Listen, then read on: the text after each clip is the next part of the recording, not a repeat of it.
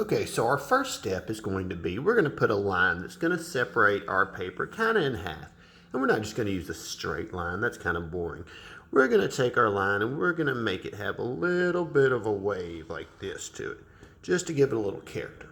All right, our second step is we're going to put a couple small dots. So somewhere on this line, near the middle, put you a little small dot. Not too big, we want that to disappear in just a second.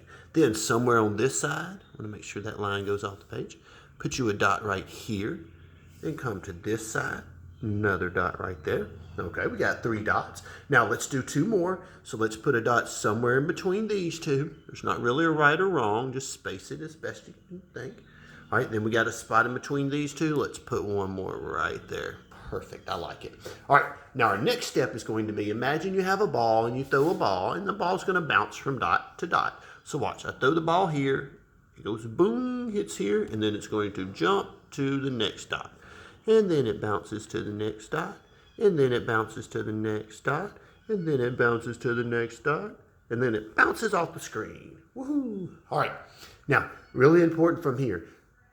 Our next step is going to be to draw a line from this dot off the page. Once again, instead of doing a straight line, let's kind of do a little wiggly line like we did here, just to give this a little bit more character. So there's one line. Start here. Now I'm not going to make it wiggle much. We're not looking for a zigzag line. Just a real quick couple of lines.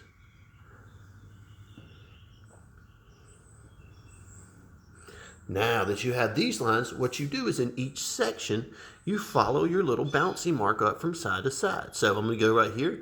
I'm going to have one that bounces that way, and that way, and that way, and that way. Okay, just a couple of them. You want all these to connect.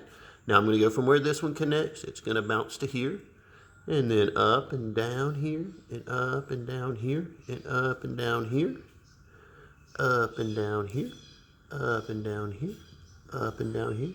And you want to continue this all the way across your paper until you have filled up these sections with these really nice curved lines.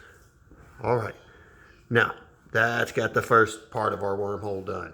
Now we're going to take our page, we're going to turn it all the way upside down. Yes, I said upside down.